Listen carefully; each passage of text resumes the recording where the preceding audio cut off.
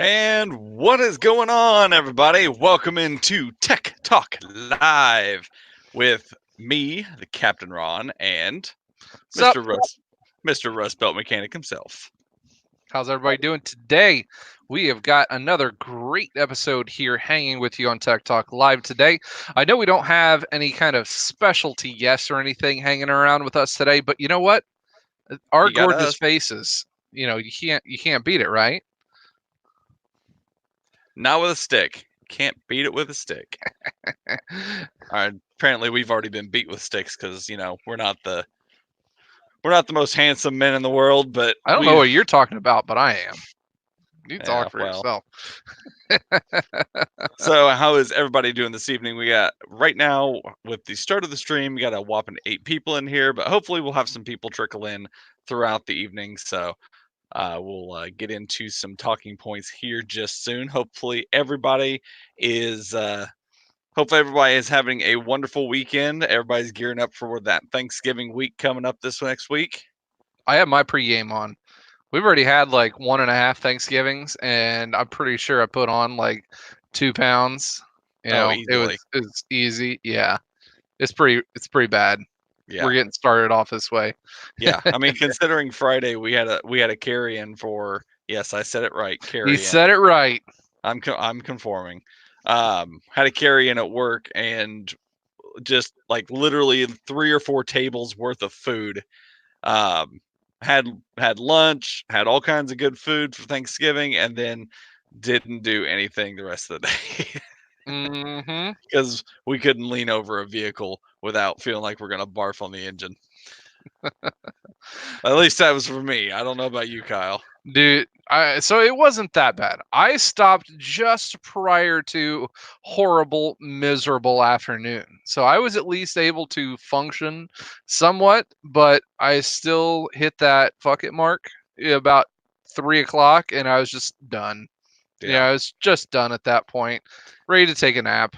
Yeah. For me, here was the line, and here's where I ended up. Way past the line. Like, pretty sure I had 4 plates worth of food.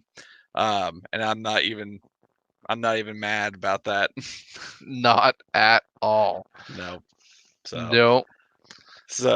so yeah, we got people rolling in. We're gonna say a quick hi to everybody. That includes Mr. Everyday Fleet Tech, That Heavy Wrench, Corey Settles, Repo Geeko, Jose Jr., Nathan Comel, McBake, Noodles. our little buddy McBake, and Jake Preston, Charles Dayton. Good evening, everybody, and thanks for tuning in this evening. So, Kyle, what do you want to do tonight? You want to just roll into what we got to talk about, or Let's do it to it. Rock and uh, roll. We got lots of good stuff to be able to talk about tonight. We don't have, like I said earlier, we don't have anybody special guest wise in here with us. But you know what? We're a bowl full of knowledge, and we're gonna puke out all that knowledge on you guys. How about that? just like a overly full guy at Thanksgiving working on an engine, we're gonna puke up that knowledge. Mhm. So, first thing we're gonna do is we're gonna take a trip down Electric Avenue, as we like to call it for this segment. Electric Avenue. Um, so the first thing we want to talk about is this new truck that came out and debuted this week. What do you think about that, Kyle? GM Tech's already rolling in asking what we think about this new Tesla truck here. If you want to consider this a Tesla truck, I mean, it's heavily, heavily Tesla, and it's a box of shapes. It's one It of those things where I can't put my finger on exactly what, how, or why they were going for this because, you know, Tesla, they obviously being all electric, they want to go for range efficiency. It's all functional. It's functional. Plus, they want to be futuristic with it. But I mean, you got to think on this thing. Their derivative of this had to be. I guess they're going for the smallest point of radar line. Like it's going to reflect all the radars. I guess it's definitely not that sleek. I look at this vehicle as, so when the DeLorean came out and how futuristic it looked with its stainless steel body and the doors that swung up and everything like that, and just the fact that it got put into the Back to the Future movies made it even more futuristic. I think that's the same feel they're going for with this vehicle, but it's kind of hard to make futuristic look futuristic when it looks like this. Now, I really want to like it, like severely bad, to the point where I'm probably going to put my $100 down on one just in case, in the slightest case, that they do some modification to it and get a couple of these things that I'll be talking about in a minute, kind of figured out and covered on it. Some of those things that I don't like about it. I don't like the wheels. Those are stupid. No. More than likely, those are going to be some kind of a hubcap, and I'm going to be changing them out anyways if I was to buy the truck.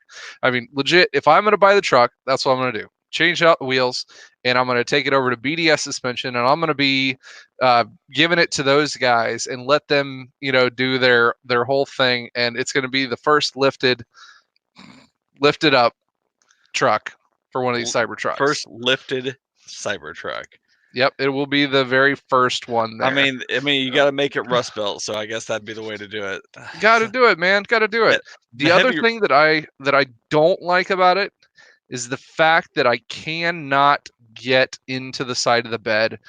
There's no access from the side of the truck. Yeah. Most guys who use trucks, they're using it as trucks, and they would throw a whole bunch of crap into the bed. I like keeping the inside of my truck nice. I like keeping it fancy, clean, efficient. I like keeping stuff in there looking nice, but the outside of the truck, obviously, as you guys know, Raptor lined. I beat the crap out of it. I use it. I throw all kinds of crap in the bed all the time, but I can't have access to the bed. Tailgate, genius. Love the tailgate. Here's the Absolutely question. Here's the question though with this Cybertruck. Would you have to Raptor line this?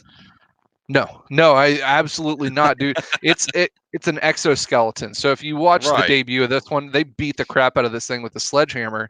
It is really thick stainless steel, and it's already pretty much bulletproof from what they say. They said it's supposed to be able to withstand a 9mm bullet shooting at it. Obviously, I wouldn't put that through on the windows from what they did in throwing a steel ball at that and how badly that went over for him. Yeah, I almost felt bad for Elon at that moment. Like, he was so pissed that unveiling when that ball busted through the window.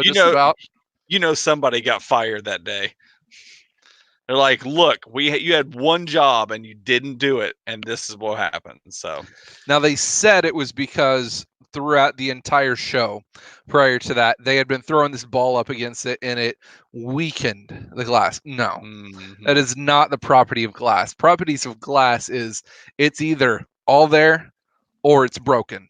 There is not a weakened form to it. Everyday Fleet Tech says he's waiting for the Blade Runner edition to come out. Yep, where you have to plug yourself into it. Yes. Let's see. Some other people were saying stuff. Jose, or let's see, where to go? Heavy Wrench said a DeLorean and Mad Max had an idea in Area 51. That's the only thing we're able to break out of 51. Let's say it looks like a DeLorean and Mad Max vehicle had a baby, and this is what it ended up coming out as. Jake Preston said this looks like a picture of a car you drew as a kid.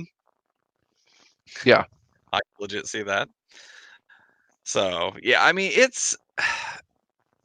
Jake Preston's right. He said glass is either all there or it's there and there and there and there and there. Exactly. I mean, it's everywhere. All there. It's all there at one point. It's just let's go through some positives. I mean, look through all the BS and what you see. Just take away the picture of it. Positives of it is all on paper. Everything that they put down in words on everything here, it looks fantastic. Price. Dude, you can't beat that with all the gas trucks that come out. I mean, if most of the gasoline 1500 truck lines stuck to that 3 price point policy and do minimal add-ons to that point, that it's genius. It's great in the way of sales point. I like it. Other thing would have to be, go ahead. I was going to say, I'd be curious to see I haven't really seen any of the amenities for the interior of the vehicle yet. I mean, I'm sure there's pictures.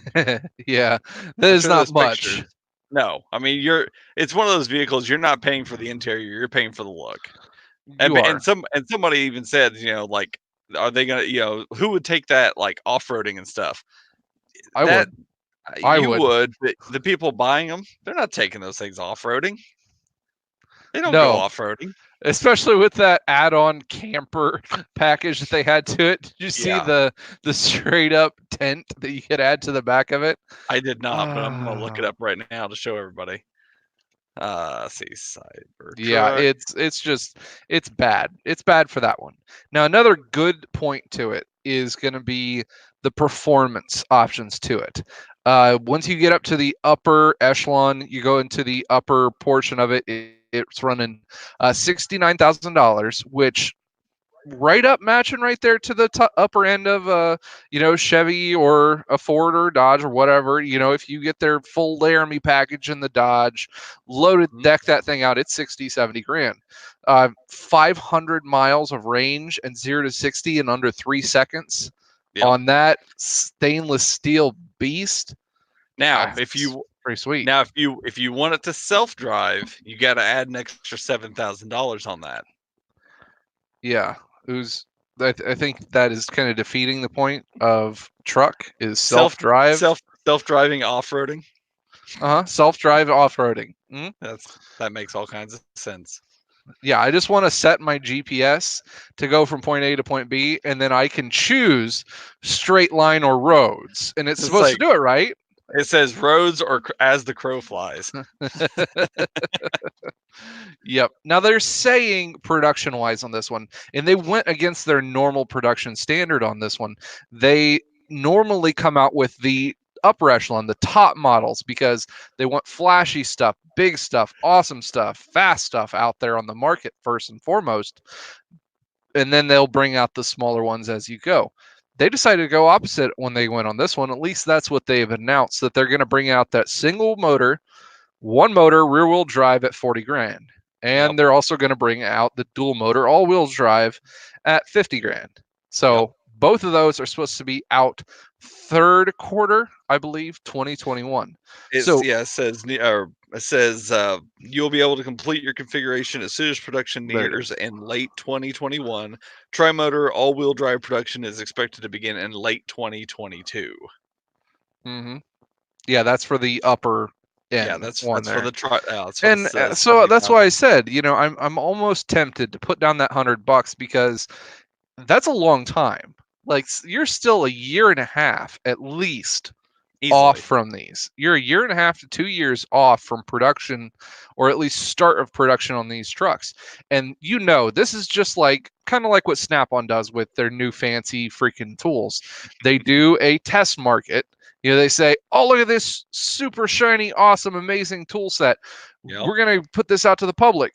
But we're only going to put one or two of them out to each one of the dealers for people to get a feel on it, just to be able to see if they're able to sell those things. So based off of that one, I think they're going to take a lot of input in from the public, from this unveiling, and see how bad it is crashed. And I mean, I would say from my research on the YouTubes, I've been looking across seeing, who has put out positive videos and who's put out, wow, this thing looks like a pile of children's play blocks kind of just stacked on top of each other. There's been a pretty decent mix, but I'd have to say I'd give it 75% towards the negative is the Oh, ones that I'm seeing so I far. guarantee it. I mean, it's a cool idea, so to speak. Like it's very ambitious on Tesla's part, even considering that it's a complete night and day difference from what they're putting out. Like they're putting out the Model S and the Model X, and those things are sleek and they're luxury looking. I mean, and for what price they're actually hitting at, they're not bad priced either. But then they go ahead and flip the switch on their trucks, and you got like the companies like what was it, Rivian. Renault, Rivian, putting out electric trucks. I'm assuming that's electric Yep. truck. Yes. Mm-hmm. Um, Putting out an electric truck like that looks sleek, looks desirable, it looks like a truck. But then you got Tesla who just completely flipped the script here, and they're like, let's make something that somewhat looks like the warthog from Halo, And it or looks like it perfectly fits into that video game slot right there. let's make something that resembles Lara Croft's boobs from Tomb Raider 1 from way back in the day. Yeah. Everyday Fleet Tech, that joke was for you, by the way. Now Andy asked, why did they even put it out then? Now I personally, so this is just my thoughts, so don't roast me too much on this one. I think that this is almost a slight bit of trolling, and it's not so much trolling in the way of they're doing it to piss people off, but they're seeing how far they can push the public into these futuristic ideas. Now, prior to this, big manufacturers, they bring out concept cars, Mm-hmm. and we'll say Tesla has gone about it quite a different way in how they produce and how they unveil all of their new cars. It's not at auto shows very often. They do their own press release. It's very, Apple like to be able to put Oh these yeah, things out. So I personally think that they're bringing this idea out way far in advance. I don't even think that this is like a second or third rendition that is going to be changed over the next year and a half to 2 years. I mean, you have to look at quite a few different things like where's the review mirrors on this thing? You have to have it in US based market. Where's the wiper right, blades? They don't even have right. those. They didn't show it ever using any kind of turn signals, different signaling. The headlights, they don't even know if that it's going to pass that one bar across there. They don't even know if Mm-hmm. that's going to pass whatever US standards on lighting. So, right, those four things right there, I don't see, Baker. this is not the final rendition. So Baker brings up a good point. You'll probably end up with like a heads up display with cameras that just show you everything. Yeah, and they do have that for the rear view mirror on either side, but I'm pretty sure that even if they went to doing that, the US government is going to say, well, you have to have some kind of fail safe and you have to have some kind of a Yeah, reflective device in there for that one. So yeah. I'm thinking that this is just their way of pushing so much on the market to see if they can actually get this to fly. By How the way, much of this can they make it fly? here's the Yeah. camper off-roading attachment for the for the Cybertruck. Pure Aztec right there, baby. Yeah. That it does look like somebody photoshopped an Aztec end and just put it on the Cybertruck. 'Cause it's Hmm. got like your little cutting board station, you got like a little propane area over here to cook on.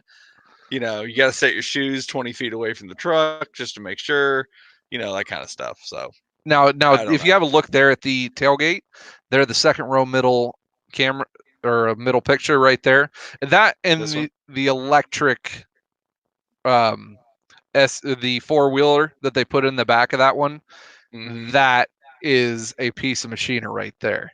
Like that is pure awesome. When they brought that thing around, I thought that was amazing. And I think more people actually want that one more than they actually want the truck. Yeah. The ramp.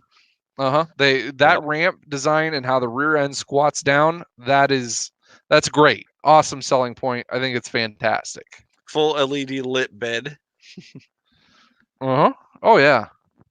Full stainless steel everything. I mean, it definitely has some positives, but it definitely has some negatives too. And that's even a better picture of those wheels. I mean, you can see how much of a gap there is. Like those are definitely got to be, like you said, hubcaps or Some something. kind of a hubcap, and it's for, wind resistance and all that kind of crap on there. Mm-hmm. I don't know. I don't think it's gonna fly, personally. And if it does, it's gonna go through three different renditions over the first year that it's out, just kind of going through one of these. That's So, personally what I see. so Yeah. my question is, do you think it will turn in? It'll move like this. Like this is like their alpha stage, and then they got all these $100 donation or not donations, but Yeah. subscriptions coming in for this saying, oh, I want this, and then they'll Mhm. slowly smooth it out and conform it, and it won't be a boxy thing like it is right now. It'll end up turning into something that's going to be a little more that is in what you would consider to be a Tesla vehicle. Right, and I could see that one. I see them keeping the boxy nature. Like the general design of it is going to be kept. However, there's going to be a lot of little add-ons to it. Like there's going to be openings in the grill. As they go Mhm. through more testing, they're going to find out, oh, this isn't right with aerodynamics. This is going to have to be a little bit different. People say that they can't get into the side of the bed. Honda Ridgeline, they axed that one off, obviously. Mhm. They no longer make that swoop design for the sides of the bed. I I hope that is the biggest thing I hope is that they redesign the bed sides. But hopefully they still keep with the stainless steel exoskeleton. I think that's their big selling point. I think it is too. And for those of you guys who want to play the at-home game and make your own model of this truck, they have the model already out for it. There you go. Boy Scout, Pinewood Derby, Tesla, Make your own Cybertruck, make your own Boy DIY. Scout Tesla truck and race it at the Pinewood Derby. Done. Everyday Fleet Tech, need this truck, flat black paint, big nubby tires. You got to add a rocket to the back. Got yourself a Batmobile. Heck yeah, you do. Yeah. Heck yeah, you do. So while we're on the set, while we're still on Electric Avenue, let's have a talk about the Ford Mustang Mach E as well. Just no. Just Yeah, no. no, Why they I know had to you're not. keep the name Mustang is I it know you're not totally. a Ford guy I'm gonna totally step over that one. Totally stepping over that. I don't care who put it out. Why did they have to put the name Mustang tied into this? because it's Ford's most recognizable icon. It is, but they just trashed their most recognizable icon at the same time too. Like totally, exactly what he just said. Ruin the name. If they just kept it Mach E, just the Mach E, that would have at least played to a different crowd, because not Right. very many people know the different, the Mach ones in that generation. Mm-hmm. Just I think it's going to tarnish the whole Mustang name. I think it's horrible, horrendous idea on the naming of it. Stupid. Then you got the Interceptor Mach E. It'll sell. No, the car itself, it is a good design. It is middle of the road. It is retro enough. It has good performance, at least what they're showing on paper. It shows great, distance, range to it, performance capabilities, Mm-hmm. storage capacity. It's got the right market to it. That midline SUV that everybody's kind of trying to fill these through. I think it's great. And what Scotty just brought up, if you have not seen it, Ken Block put out a video, and he was one of the original people to put these things out to an actual test drive on these Mach E's. Now, I think it was Ford's stupidity to let him do this video and not let him be himself. So, what are we going to do today? We're going to be Ford. All right, who do we want to get on here? We want to get the foremost rally car stunt driver BA dude who can just wheel anything in the world. And we're going to put him on our test track with this brand new Ford Mustang E, whatever, Mach E. And we're going to put him on the track, and we're going to let him do a straight line, maybe some quick corners, and max him out at 58 miles an hour. Seem legit? No. Yeah, seems legit. No. Then that's what he said. Can I hoon it? He's like, I want to hoon it. Can I just give it a little slide? It was wet that day. Like the ground was wet. They Like totally they're afraid ruined. afraid he's gonna correct it or something. They did. They totally ruined their opportunity in that one. If they would have let him be himself, it would have been an amazing thing. It would have sold so many more things, more of these stupid Mustang Mach-E things. Mm-hmm. But just Ford is stupid in my mind. Yeah, and unfortunately, I mean that's the way it's going to be going from the here on out. I mean, people are going to start developing more and more electric vehicles just because I mean, that's kind of the route it's going. I mean, they're wanting to push. I mean, we've talked about it before how certain governors have been wanting to bring back the whole cash for clunkers deal to push people to go towards EV. Like that, Mhm. I mean, I've read something about that. I want to say it was a couple months ago. There was a governor who said that they like the cash for clunkers structure, and but they want to use it to get people into electric vehicles or get them into hybrid vehicles, Hmm. which we know how cash for clunkers ended up and how it affected everything overall. So No, that is in general terms what it was. I think the Cash for Clunkers idea was a good idea. How it was put through into actual effect was stupid. I think it ruined a lot of the secondary market and economy here mhm. in the US that totally killed scrap costs, that totally killed resale market. A lot of these vehicles just plummeted overnight in their resale values. It really killed a lot of the market in 2010. It was a hard enough time as it was, just following up the housing crisis, Oh yeah. and I was just badly timed. It helped out some people, but it hurt more people than it helped. I think it was stupid. I I didn't get it, but if they bring it back, I think they're going to see the same thing. Yep. Welcome to the stream, Mr. Junk from Work. Everybody else also, Mr. Matt Black, Chemical Spore, Scotty, and Charles. Oh, I said hi to Charles Dayton again, but he gets to say hello again. Whatever. Thank you guys for tuning in for this evening's broadcast.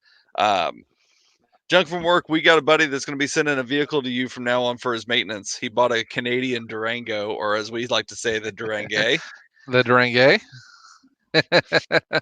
He said he's going to seriously think about saving up for this new F-150 EV, which is their own rendition. They kind of took some stuff from the Rivian model. I think it's going to go over a little bit better, but I think it's going to be too overpriced in the market from what I've heard for the Ford side of theirs. And I really want to get on board with the entire EV truck market. Whoever comes into the market, I really want to see how it goes, and I really want to see it work because I think it will over the long run. It's just going to be a hard break in because of who owns trucks in America. It's not going to be an easy sell. So whoever does it has to do it the right way. And Rivian, I think, is leading the market in that one, but their price point is really high compared to the other ones. Yeah.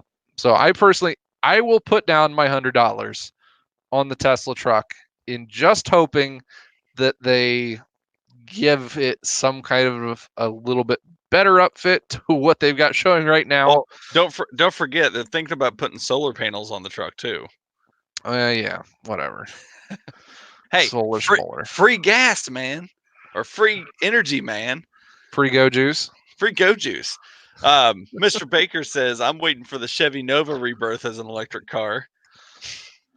That's unfortunately that's where these guys in the automotive design field are going with these things, and whatever. Let's just bring back something old and call it new, and just put electric to it, and genius, pure genius, huh? Yeah, they'll call it the supernova. The supernova. I see that burning so horribly bad. Yeah. Now, Jake's got a good point on there. Electric swap the world. And there's been some really interesting videos out on YouTube with guys putting Tesla motors into newer, kind of crazier vehicles. And I think that's going to be the new, dude, just LS swap it. No, it's just electric motor swap it. I'm sure the EPA will be a lot happier with you doing a Tesla swap as opposed to an LS swap. Yep, that's what we're going to do. So that's the newest diesel market craze, is we're just going to have these diesel trucks instead of tuning and deleting and making them crazy loud. We're going to leave them perfectly stock. However, we are going to throw out the front axle and we're going to put 2 electric motors up front, have them pull the front of this thing and add an extra 300 horse. At the point of what the L5Ps would cost to tune, delete, and redo, add turbos, I think it's cost viable, Let's do that to my truck. Think so, huh? LOY with some electric motors. Yeah. Yeah, that's the new emissions delete. We're going to leave the diesel engine in there, but we're not going to use it. Yeah. We're just going to put an electric transmission into it. You've got an entire bed to put a battery pack in. So I mean, it's not like you don't have the room for the batteries. Mm-hmm. So Yeah. all right, so let's move on to some automotive news since we're a half hour um into our podcast. And by the way, if you guys, or I say podcast, by the way, if you guys are tuning in live, you guys already know where to find us here. But if you guys got friends that want to listen to us but can't tune in for the Sunday shows, make sure you guys point them over to their favorite podcast catcher and tell them to look us up, because we take this video every week and put it up onto a podcast feed so you guys can listen to our voices and not have to look at our faces. You guys can find us at Tech Talk Live with Rustbelt and the Captain. Anywhere you guys, well, mostly anywhere. We're still waiting. We got some other podcast aggregates that just got added. We're still waiting on some of the other ones, but yeah, if you go look us up, you guys can find us and listen to us throughout the week while you're working on vehicles or doing whatever you're doing. But yeah, if you guys would go over and give us a follow on one of your favorite podcast listening programs, and you know, give us a listen. Just let it play. You don't even have to listen to us. We don't care. just let it play. Yeah, it happens. Yeah. All right, automotive news, baby. What Automotive we got news. going in that one? Well, the GM strike has finally concluded. Thank God. So now it's our turn. Yep. Possibly. From the news standards, that is kind of what we are hearing right now. If you guys watch my channel, I have done more than one video on the GM UAW strike, even though there's only one video up. I'm still a little salty about that video, but we are looking towards more rocky roads in the way of the UAW. This time, they've got their target set on Fiat Chrysler. Yep. So looking at a bulletin from the Associated Press, United Auto Workers Union on Monday turned its bargaining focus to Fiat Chrysler, raising the possibility of another strike against a Detroit automaker. Ford workers ratified their contract Friday night, while the union settled with General Motors after a 40-day strike by 49,000 workers that shut down the company's U.S. production. Let's see. Skim through this. Ford, blah blah blah. In other words, they're gonna bust down the doors, and they're gonna be hanging around with their freaking pitchfork and picket lines in front of Fiat. Now, we're gonna have a replay button pressed again for Fiat Chrysler.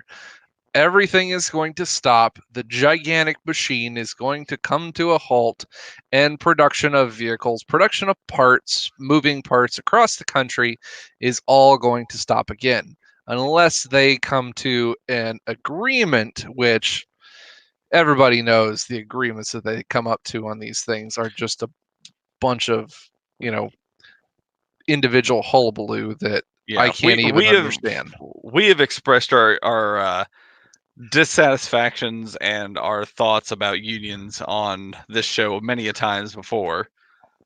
Yeah, maybe once or twice. Just a couple times. Yeah, I can't say that I agree with how they go about doing these things, but evidently this is the only way to get these things done, and they do it for the betterment of the working class, is what they say. They say. Mm-hmm. But every union's different, and as we found out, there are some bad apples that cause unions to get the worst end of the bargaining chip, I guess you could call it. But I mean, they say they're doing it for their employees, but they're doing it for the upper people too. I mean, the unions got to protect, quote unquote, everybody. Mm-hmm. But the way that they're looking at it is they're looking at it's going to probably play out about the same way as the GM strike went, but I'm sure there'll be a little bit difference. The only thing that I see that's going to be different about this time around is going to be the fact that the UAW is not going to be arguing and bargaining against a General Motors, whatever, U.S. giant that is stuck in the yesteryears of bargaining in the 1980s, and they're not dealing with a middle to upper age white woman at the helm. They're dealing with an angry Italian Yeah, they are. who is at the head of fiat overseas. That's the final guy they're going to be dealing with. Now, I don't know if you guys know anything about bargaining overseas, but it goes a whole lot different than it does here in the US. Now, it could lean one way, it could lead totally horribly for everybody in the market, but I think that's going to throw a big wrench into the bargaining game for them. Yeah. Yeah, I don't foresee a if even if we do strike, I don't foresee it being a 40-day strike like what GM had. No. Uh, it's going to be a lot quicker. I think it's going to be, if anything, half the time. Mm-hmm. But I don't foresee it being as long and drawn out as what it was for the people in the GM stuff. Now, the plus side is that it's not going to affect us all that much because we're still going to be able to get parts and we're still going to be able to have our backlog. It's going to affect the independent shops. It's going to affect the other dealerships that want to, want to work on products, just like it affected us whenever we had GM vehicles in our shop and we had trouble getting parts. It's going to be that for other people at this So point. I kind of disagree with that one. My only thinking on this one, us personally, in our kind of shop that we personally work in, it's not going to affect us nearly as much. And that's just because we're a smaller dealership. The dealership that we run in, we've got like 4 technicians in there, 1 hourly guy, and we do a lot of custom vehicles, custom conversion vans, lifted trucks, aftermarket things, and used cars. God, used cars out there, yin yang is what our freaking dealership goes through. So they're bouncing off all of these other forms of income for our shop. We are not solely reliable on the fact of getting new parts, warranty claims. Yeah, that's going to piss off some of your, I guess, higher up clientele in the dealership because they're not going to be able to get their newer, better vehicles fixed, Hmm. but we're going to still sell cars. You Yeah. know, the machine is not going to stop running where we're at. The guys who are going to be really hurting are those large dealerships that deal in 75% plus warranty and newer vehicle work. Hmm. Those guys are going to get hung out to dry and they're going to get hit hard and they need to start prepping for it. If you Yep. work at one of those dealerships that's the big box name stores that you guys go through and you look at your tickets at the end of the week, and if you're seeing 50% or more of these warranty claims, newer vehicles, even if it's customer pay, but newer vehicles in general, I would say 2015 and newer, then you better brace. You better have that little nest egg saved up because Yep. you might hit a slow spot here. Yep. But if you work in a shop that's our size, we don't have too much to worry about. But No, exactly. we Now, do we do want to put out the PSA for that though. yeah, exactly. Or junk from work that just works on Ford, and he might as well sit in a pig pen all day, anyways. But I digress. I don't have a thing against Ford. No, no, nothing at all. No, they just give us all kinds of work. That's all. Yep. Now, speaking of the slow season, we really Yep. want to get on to our next item of discussion here, and that is going to be helping you guys and going through some topics and food for thought on getting through the slow season. You guys know that if you work in a dealership, the slow season is wintertime.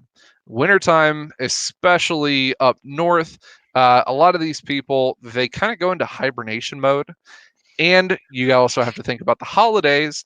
The holidays have got people in the saving money mode, not in I want to spend and fix stuff mode. Right. So Absolutely. now you've got to be able to think further ahead on yourself and, kind of plan ahead for these slow times coming through in the dealerships or independent shops because independent shops, they do go through the same thing. So in that, these slow times around the holidays, let's just start spitballing some ideas on what you would think about, Ron, of ways to help save technicians and help them to get through the slow times.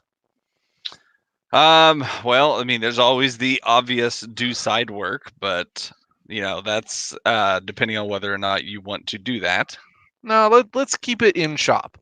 say Keep you it want to in shop. keep it in shop. Like you want to be able to go to work, make your money at work, come home, and you've got holidays coming too. You want to spend time with families, Yep. and credit cards are an option, but nobody likes using that. So what's going to help you to keep your paychecks coming in the months of November and December? Well, you're going to start by wanting to make sure that all of your training is up to date, because if you work in a dealership, most of the time, any training that you do, even if it's at home or at the shop, you're going to get paid for. No, exactly. Now, the independent guys, you may not have that as much to be able to fall back on, but us as dealership technicians, we have to do training month after month after month, and the dealership pays you to do those trainings. Online training is the easiest way to keep up to date on the newest, latest, greatest things, and you want to be able to, I guess, time out being able to get those trainings done. I purposefully save back a couple of them for the months of November and December, because each one of these online trainings, our dealership pays us usually an hour for each one of them. They, generally take half hour, 45 minutes each one of them, Hmm. but I like to save back some of those just so in those slow weeks, I'm 2, 3 hours short. I can sit on my computer, kind of like I'm doing with you guys, and banging out some of these newer updates, go through some of those new tech series, and it's a good way to keep up to date and keep your paycheck rolling at the same time. Okay. What's one suggestion you have? I would recommend to save up a couple of vacation days. I'm not a good proponent of this one because I don't do this, so we'll just say, SEMA. yeah, exactly. I just used up and blew all of my vacation days for that one. Now, a lot of guys, they do have vacation time. Now, my guess would be that you're able to take that vacation time pretty much anytime you want. So, in the event that you hit one of those weeks like, wow, I literally just sat on my toolbox for like 3.5 hours today. You have like two of those days in a row where you only do 2 hours. You're like, wow, this paycheck is not good. Mama's going to be pissed. Hmm. It's not going to go good. Save back a couple of those vacation days, one or two of them. So if you hit that week, we're like, wow, 28 hours. That does not sound good at all. Well, That is no 30, bueno. 36 hours sounds a whole lot better than 28 hours, right? Yep. That 8 hours of vacation time that you might have had saved back might save your butt just enough to get you scooted by for that 1 week. Yep. Unless you're in my case where I don't get a vacation until 2021. Yeah, you kind of get hosed on that one, but I I went get through the same thing. I know. We've already had this discussion, but it does suck that I've been at the dealership for going on 3 years now, and because I was in school, I wasn't full time, and because I'm not full time, I don't get that time does not count towards uh my what is it, 2 years or 1 year they have to be there. After the first full year from January to December Yeah, of being full time, yeah. So you since get I have 1 week. Yeah, so I have to do a full calendar year of being full time before I even get 1 week. 1 week of vacation time. So I ended school in May. I've been full time since May all the way to now. So I got to go through this whole next entire year as full time, which I don't plan on not being full time. And then starting on January 1st, 2021, I get 1 week of 1 week. vacation. Yeah. Go me. Feel for you, buddy. I I do. know. And it sucks. It does suck. So that's another good idea.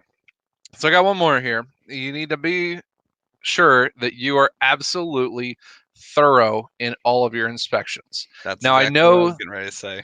okay, I'll let you digress. Go into it. So, just going into what he was just said, if you're going to be doing something just as even as simple as doing an oil change, check tires, check filters, check cabin filters, check suspension parts. Do a complete. If your dealership or independent shop does not do what they call a multi-point inspection, do one anyways.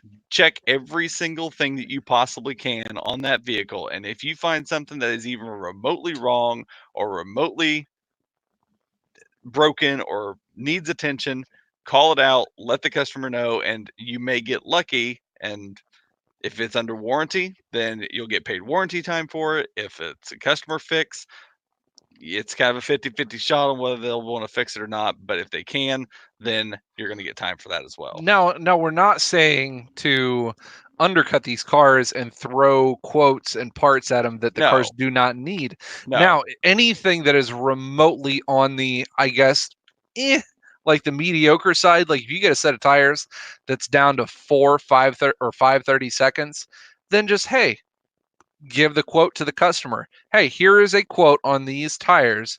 Here in the next couple of months, you're going to be running into these issues. Yep. You get a set of brake pads that are down to, 3 millimeters. Then you're like, hey, they're not on the scratchers yet, but here in the next month or two or three, you're going to be running into this. Now, for me, if I was one of those paying customers and I have that knowledge just looming over my head the whole time, I'm not going to be able to be comfortable in my own vehicle.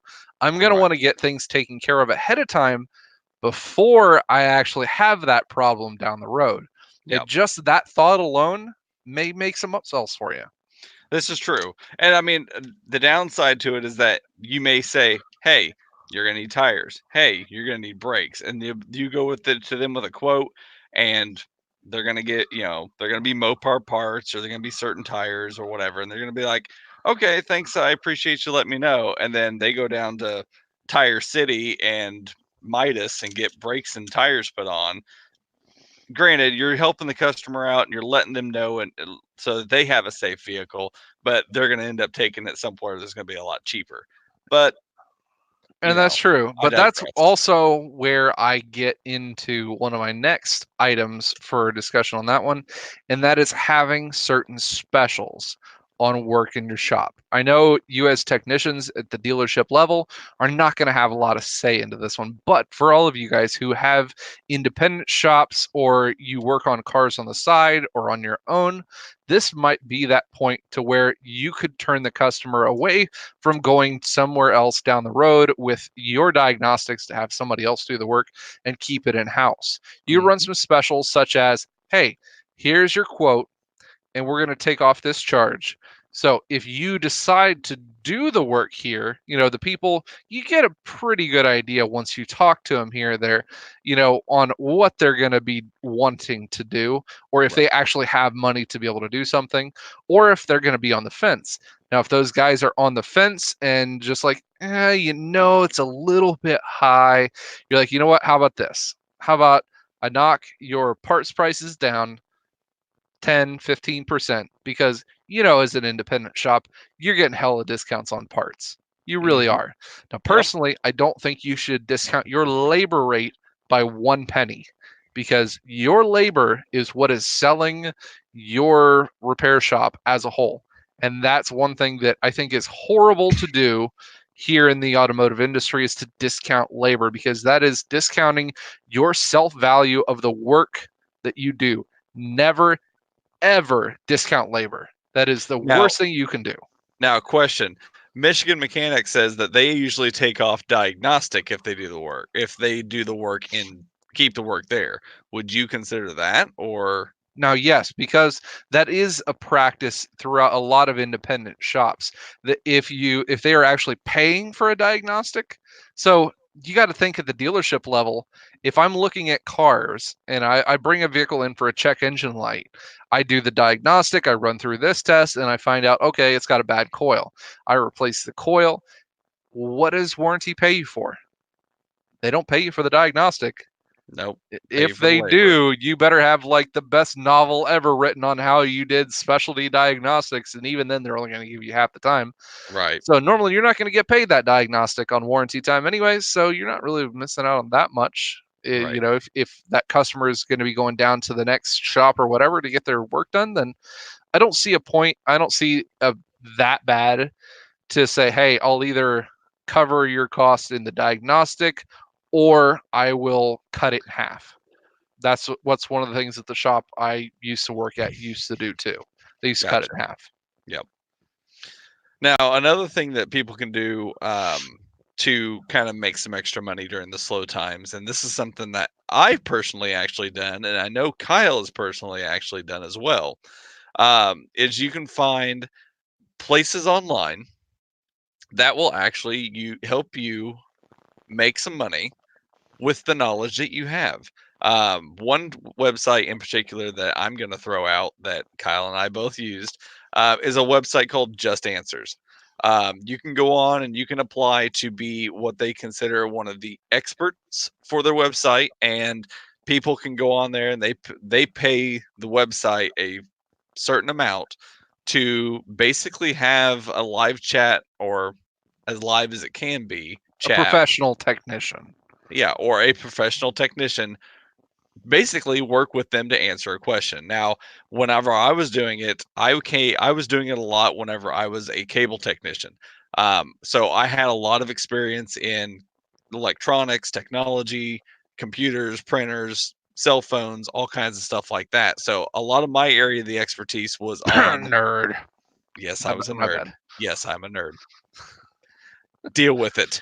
Um, but again, that was a lot of the area of my expertise because that was the field I worked in at the time. So I was on there answering questions all the time, and honestly, I made some pretty decent money. I mean, if you spent an hour and a half a night just answering questions, and then you answer them as chat back and forth. Sometimes the person's there and they'll get right back with you.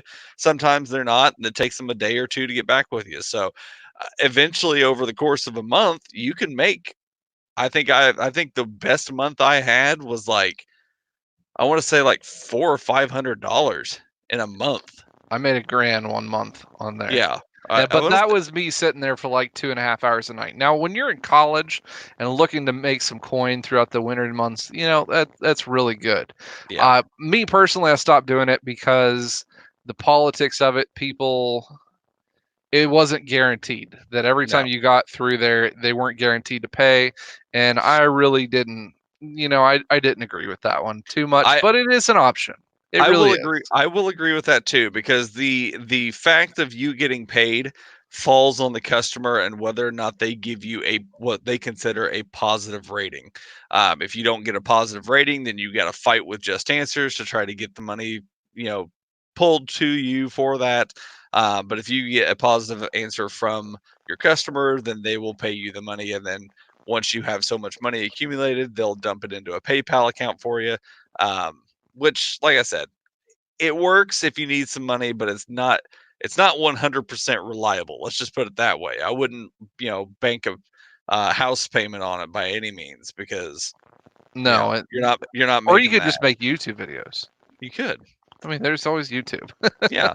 One of the last things that I would have to throw into the ring on being able to save money in the months is for the shop owners out there, people who are taking the payments.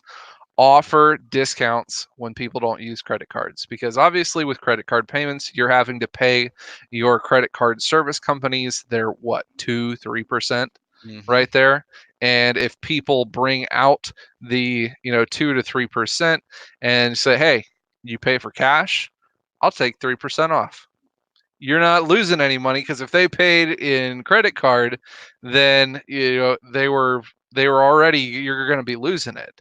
But at that point, might as well throw that little discount out there. Maybe that 3% is enough to toss them over the edge. Just Yes. something little about that one. Yeah. So And Novotaz brought up a good point about the fundraiser.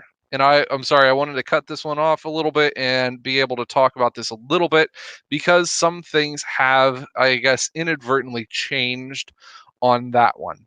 The money that I have been taking in on the GoFundMe account I've been putting up each and every week that we've gone live here over on GoFundMe. It's for the Rustbelt Mechanic Scholarship Fund. So I ran into a little bit of a hiccup, and that was the fact that I cannot get the college to write a scholarship. I can't get them to do a grant. It was been so much of a pain in the butt. However, you are not going to see the money just wastes off into no man's land and get, used on something else. No, we're still going to be using it for this purpose. Even if that school will not play ball with me, I'm going to put it into something that's useful for new techs coming in. So, what I've been able to come up with to remedy this little situation, there is a tech, I guess, prep training slash scholarship thing that a lot of the local colleges are doing around here. The local, like JBS, CTC, and Hmm. it's a tech challenge. So they go through and they challenge themselves so they're to put their skills to use. Brake, suspension challenge, diagnostics, electrical. They've got like 4 or 5 different categories.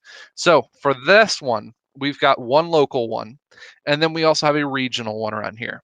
What I'm going to be doing, and I kind of am working with a couple of tool companies too, I'm putting half of the money that I have raised so far into the regional or the local event. So I have purchased, and I'll be showing this on a video probably later here, either this week or the next 2 weeks. I've purchased 3 Snap on sets of a very nice flex head ratchet from Snap on and a deep chrome 3/8 socket set for the technicians. So each one of the top 3 places will be receiving those. In all, it's about $800 worth in worth on that one. Snap-on guy gave me a bit of a discount on that one, but that's what we're going to be giving out. I mean, you think that's pretty fair? They are pretty nice sets. I actually saw them myself, and they will definitely come in handy for new budding technicians who need tools to work with. And in that fact right there, that they're going to be going to technicians who take the top 3 spots in the school, they're the ones that are going to be putting the most effort in Yep. towards their, looking forward into education and programs here. So Now, I think that that will be now my nice. curiosity lies in why Sinclair would not play ball with you in the first place to allow for a scholarship. I think that it was too much paperwork for them. I don't have grant writing in my DNA, I guess. So I didn't come at them with a pre-written grant. I didn't put $1,000 or whatever into somebody writing a grant every single year for this one. And it would have had to go through a grant writer at the school. They would have had to have done research and they have had to put it into lawyer speak, I guess, for that one. Mhm. And then they would have had to adjust it how you give the money because it cannot be given in such a way that seems unfair to other students. So everybody has to have an equal opportunity for getting it, which, dude, it's such a big pain on that one. And then on top of that, they would have had to have had it accepted by the board, ratified, and then gone through whatever their ratification process with their college board to be able to get it passed as a scholarship. Leave it to college to make something as simple as helping a technician out be a freaking nightmare. Yeah. I want to give you, I have $1,200 in cash from these guys online who are wanting to give to a good cause. Here, fine, let's find a good cause for these students trying Nope. to get into the industry. Well, it's going to be another 3.5 weeks, so we're going to have to write this up and write that. Dude, Then I have to come have this on. person talk to him, and then blah blah blah blah blah. Yeah, it's just such a big pain in the butt. So I'm glad that I found this tech prep thing to be able to do. So I'm going to be bringing some footage from that one, and then what I kind of mentioned to Captain Ron over here, but he's not fully aware of it, is the regional one. It's going to be happening at Sinclair Community College. So it's going to be going to the students that are the finalists from all the respective local categories. They're all Mm. going to be coming to Sinclair in January for the regional side of these things, Oh, is that the thing that we're judging? and we're judging it. Myself and Captain Rod are going to be judging the Tech Prep Challenge there at Sinclair. So we're going to be judging that one, and we're going to have some more really awesome, nifty tools that's going to be coming from the Rustbelt Mechanic Grant slash Scholarship Fund to be able to give to these guys. Look at you doing awesome things. Yep. Way to go, Mr. I'm trying here. Like, even if they don't want to play ball, I'm still trying as much as I possibly can. It's been a hard time, but I'm trying. Gotcha. Well, we just ticked over the hour mark. Do we? Was that our story time, or do we have story time? So what do you guys think? Do you want to have a story time from Rustbelt? Do you want to hear? Do you want to hear Papa Rustbelt tell a story? If you guys want to, Let's roll it. We'll roll this one a little bit longer. I put in a link to the GoFundMe thing. I'm still going to take donations to get some better tools for these things. So we'll run this one a little bit long here, and we're going to have story time with Rustbelt. Next time, we really need to get some really cozy I know. background music going with a nice little bit of fire sounds in the background. You want me to see if I can find something real quick? No, no, no. We're not going to go with this one. So we're going to go back in time to circa 2011. 2011. All right, 9-ish years ago. I'm not. I'm not. I'm not laughing at you. I'm laughing at the story Baker has involving headphones and a donut. Yeah, we'll go to that one eventually too. We'll just say he gets a donut right into the middle of his back and twitches a little bit. Anyways, as you Okay. were. Anyways, back to the story. Circa 2011. We're talking baby beard Rust Belt. We're talking maybe even like 1 inch of beard. It was that small. So taking you back that far. That's what she said. So I'm fresh out of college, fresh out of the schooling. I've gone through school, but I am just kind of dipping my toes, or it was right before I went on flat rate. I was still hourly, but right before I went on flat rate. The guy that I had that was my trainer, Captain Ron, knows all about him. It was Mr. Ralph. Yep. And when we say Ralph, I can't even say it in a tone of voice to which it would resonate enough to describe him. Ralph's a big dude. He's a a big dude. big, burly, old school, furry dude that just is full of grit, grime, and I'm pretty sure, yeah, Ralphisms. I'm pretty sure tractor oil like runs through his veins. It really does. He did not smoke or drink, or well, he did drink, but he did not smoke or do any other drugs or anything like that. Clean guy, great guy, but he had just that little bit of a sense of, funny. I'm gonna stick it to you kind of mentality all the time, and I wonder where I get it from. Giving it to Captain Ron and McBake. Yeah, I wonder where you get it from. I can't help it. That's how I was taught. So he has this knack for letting you go so far into a job that, and messing something up to the point where you're like, crap, I should have caught that like an hour ago. He's like, yep, you sure should have. And well, there's this time when it went a little bit too far, where something got a little bit more on the dangerous side. So I'm working on this LHS. All right, cylinder heads come off, timing chains, it chucked a valve, whole 9 yards.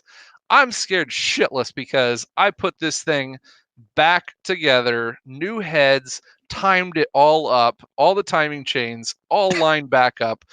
I had to get out 13 different special tools for this thing because I'm following the book word for word. Like I'm finding every single little special tool by the number as I could find it. So getting this thing put all back together. And I know, I just know, I have that feeling that I'm coming to an end and I know I forgot something. And Ralph's got that look. That McBake knows that judgy look, those judgy eyes. It's just sitting back there. He's like, yep, looks good. Yep, that's right. I know something's wrong, but you're not going to let me know about it until the very end. So I'm just like, shit. All right, keep on trucking away. So I'm putting exhaust on and this and that. Go to start it up. And if anybody knows anything about overhead cam engines and these things that are just timed in 2.7 liter engines in general from Chrysler, they're clackety loud when you start them up from first timing them. So I'm already scared, shitless because of the timing on it. I start this car up, and this thing just rolls out so loud, and I'm just like, oh god. And then it kind of evens out, but boy, this motor is loud, like loud. And I'm like, what? Okay, I mean it's really loud, but it sounds like I've got some exhaust off. And I was still kind of a fresh tech at this point. Mm-hmm. So he says, all right, let's get it up in there. Let's see if we can find your leak, a manifold or something like that.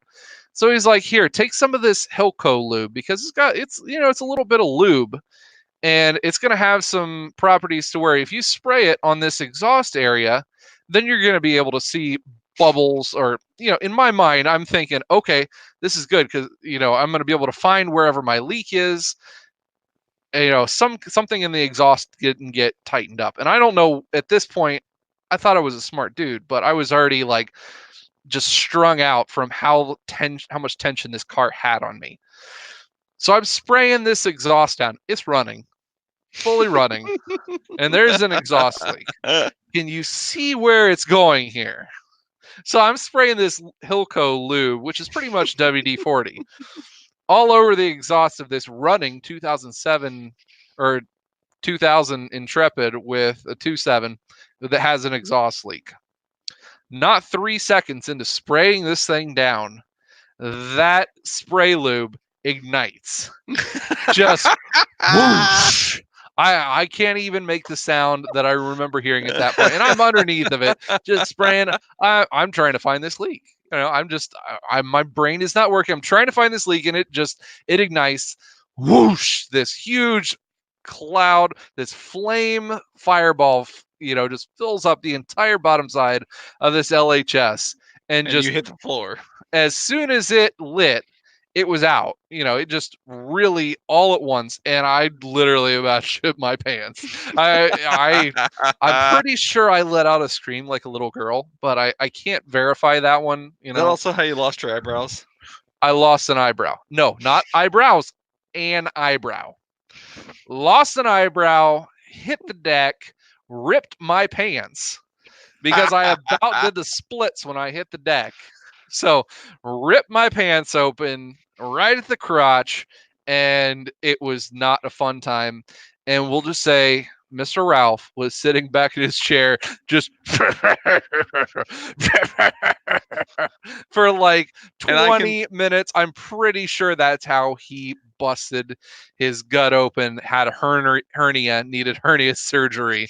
Like 2 months later after that. I can totally see Ralph just sitting there on his stool laughing. Oh yeah, that's where he sat, and he was rolling laughing so hard that I'm pretty sure that's how he ended up getting a hernia. So there you go. Story time with the Rustbelt. Thanks for not passing that mentor moment down to me. I appreciate that. I had enough issue and stress when I put that freaking engine back in on that Cherokee that you gave me. So yeah, I'll take that as what it is. So you're welcome. We'll just say you're welcome on that one. Yep. All right, guys. Well, that is pretty much going to do it for this episode. Kyle, what do you got planned for the week of Thanksgiving? I got YouTube grand things coming out this week. So what was the leak? Well, he has to know what the leak was. It ended up being a flange bolt.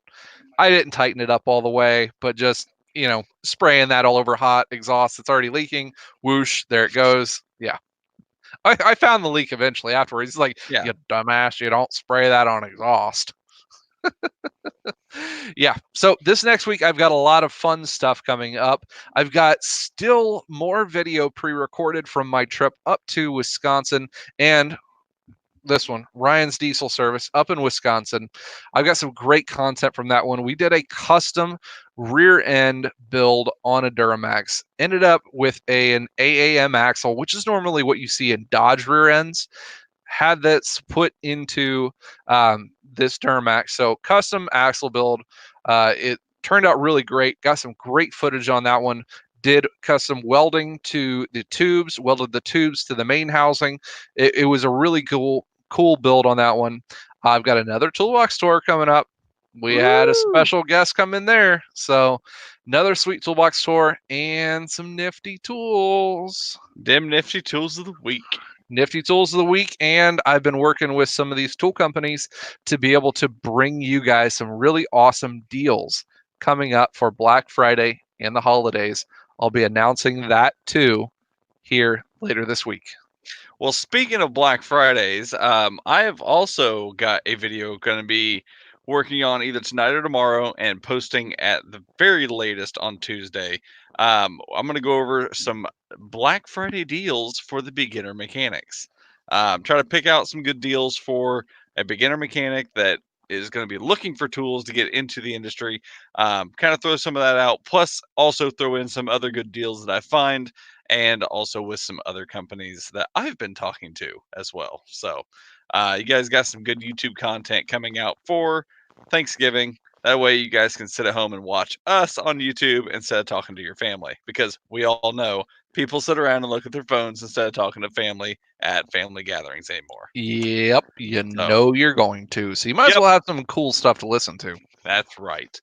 So, um, also, if you guys are also looking for good top 5 tool videos, make sure you guys go check out our buddy McBake. He just put out a video about top 5 beginner tools that he came across. So, might as well give him a go over, give him a high five, thumbs up, one of those, subscribe, go check him out.